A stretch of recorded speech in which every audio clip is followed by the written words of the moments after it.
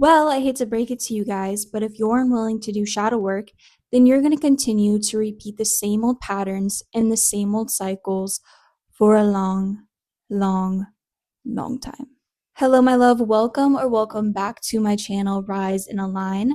I'm Samantha Claire, and if you're new here, I help people align their energy, heal deeply, and consciously create and manifest the life they truly desire. Here's the thing, in the manifestation world, all these coaches and gurus are constantly telling me, you, and everyone else to think positive 24/7 in order to create and manifest the life they want.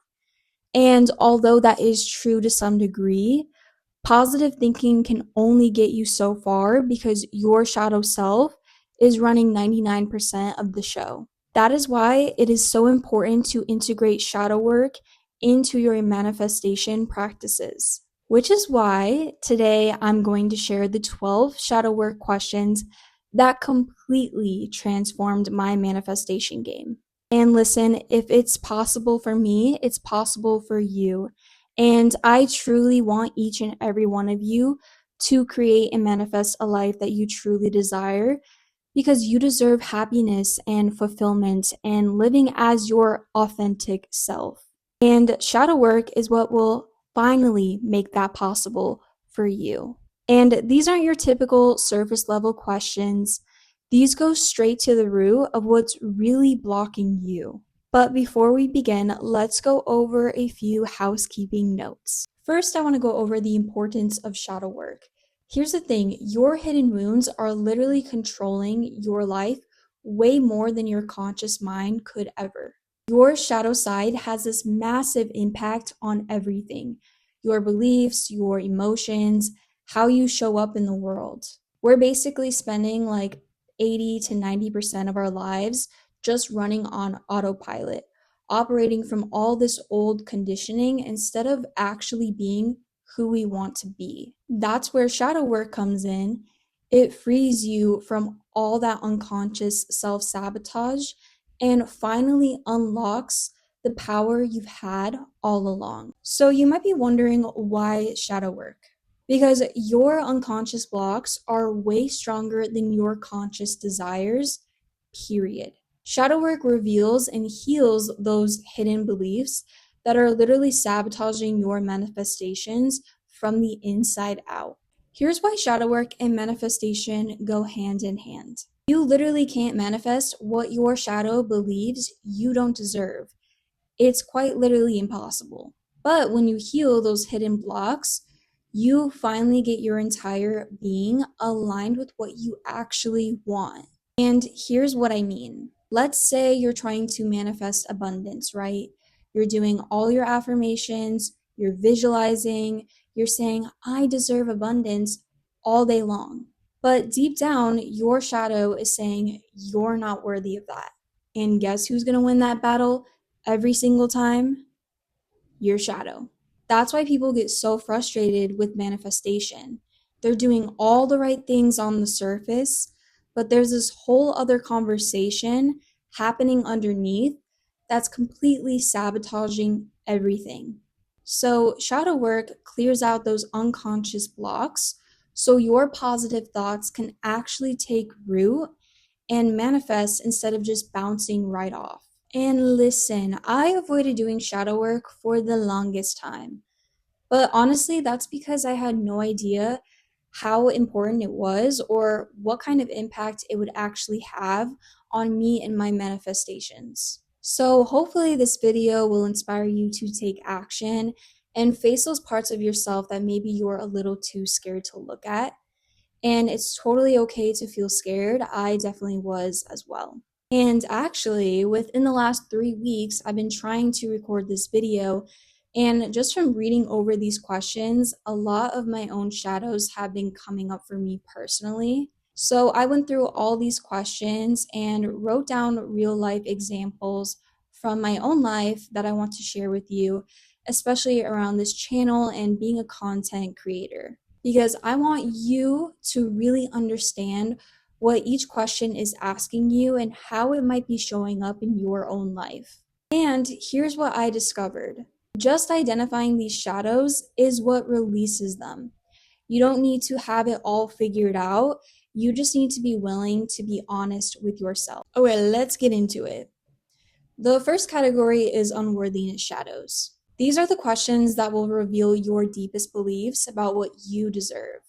Question 1: what am I afraid will happen if I actually get what I want? This question reveals unconscious fears that create self-sabotage patterns and internal resistance to success. So an unconscious fear I wrote down is, if I grow a huge following, I'll constantly be under pressure to put out weekly content, and eventually I'll run out of ideas and let everyone down. Question 2: what story am I telling myself about why I can't have this? This question exposes limiting narratives that keep you stuck in old patterns and prevent manifestation. A limiting narrative I wrote down is, only naturally outgoing, extroverted people succeed online. I'm too quiet and introverted for people to care about my content. Another narrative I wrote down is, there are so many creators in my niche, so who am I to think people are going to care to watch my content over theirs? Being vulnerable online is a little scary for me. Question 3: where did I first learn that I wasn't enough? This question traces unworthiness beliefs to their origin so you can heal the root wound.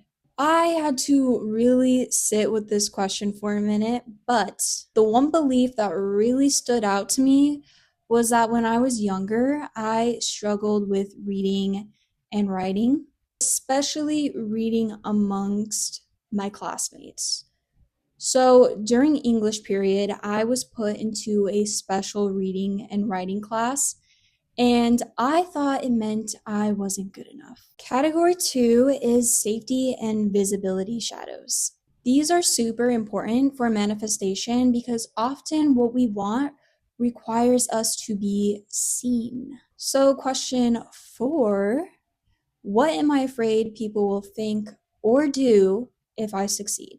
This question right here uncovers social fears that keep you playing small to avoid perceived threats. A few fears that came up for me when I asked myself this question: I discovered that I'm afraid people will judge me and they'll accuse me of being fake, inauthentic, or just doing it for attention. Ultimately, I'm afraid people will try and tear me down for something I love doing, and I'm slowly getting over that. Question 5: when did being seen become dangerous for me? This question identifies experiences that taught your nervous system to associate visibility with danger. And this is actually quite embarrassing for me to share, but I'm trying to be more open and vulnerable with you guys. So, my sophomore year in high school, a few freshman boys bullied me for the way my teeth looked. I literally can't tell this in a straight face because it's just funny. So I wore braces for about 3 years, and my two lateral incisors were very small and pointy, so they made my two front teeth look like buck teeth. And I was literally called Rat Girl. And I remember dreading going to school because I knew someone would make a comment about my teeth. So I started covering my teeth when I'd smile, or I'd barely smile at all. Eventually, I learned to make myself as invisible as possible just to avoid the comments and the stares. Question 6: what would I have to give up or lose if I got what I wanted? This question reveals hidden costs your subconscious believes comes with success. I wrote down my privacy. I'd have to accept that strangers will comment on my looks, my life, and my choices, and now after this, probably call me Rat Girl. Category 3 is receiving and deserving shadows. These questions reveal your relationship with receiving, which is quite literally what manifestation is all about. Question 7: what do I believe I have to do or be to deserve good things?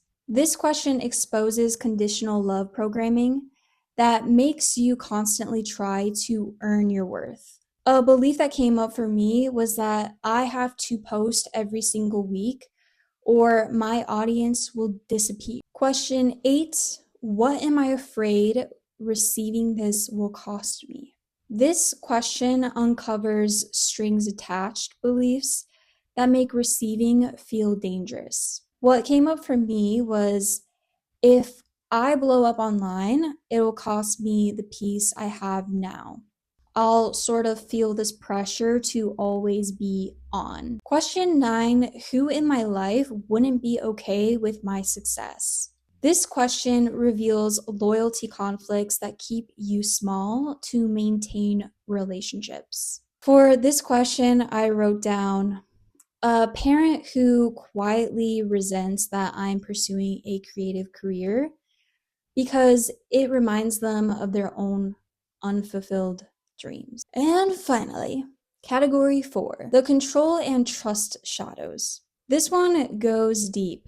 These questions definitely keep you more in your head instead of in your heart.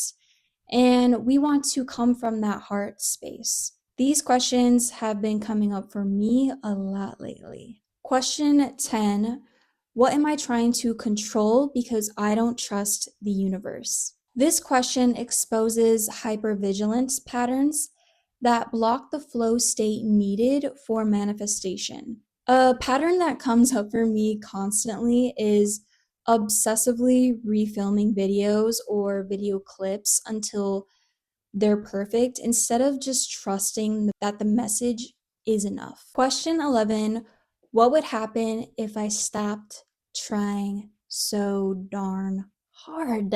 This question reveals fears that drive exhausting over effort patterns. A pattern that came up for me is that I lose my edge or feel lazy or unproductive.